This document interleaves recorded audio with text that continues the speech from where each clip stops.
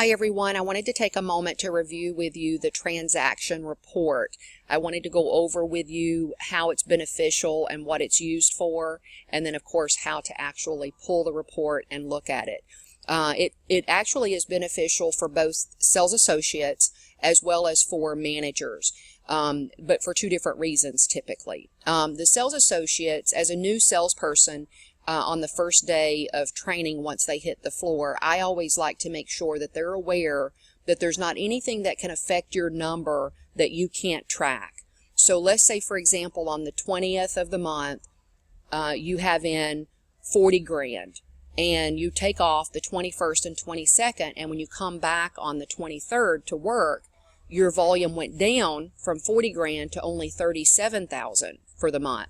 So you want to know why that is. What happened? Where'd that $3,000 go?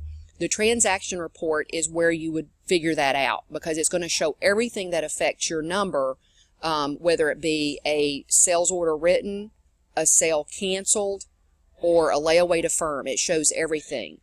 And this transaction report's where you would locate that.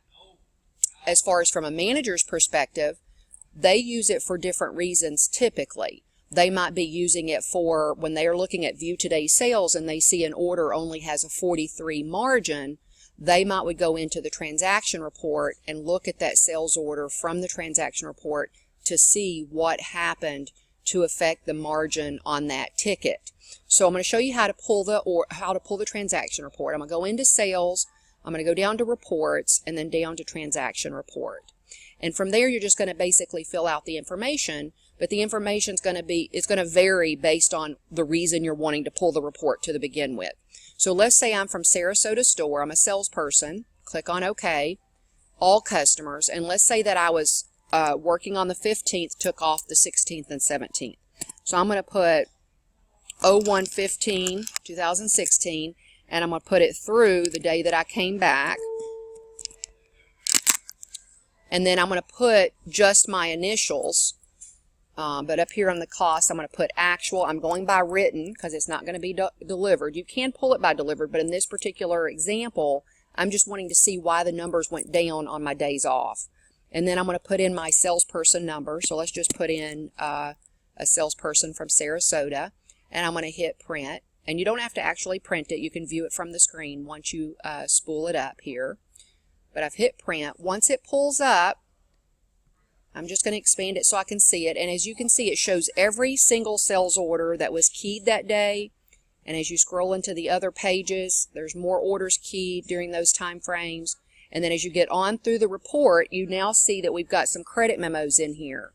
So those are credit memos where we're picking up furniture, and then we've also got the layaway to firms. So he had a sale that was that went from layaway to firm, and then we also have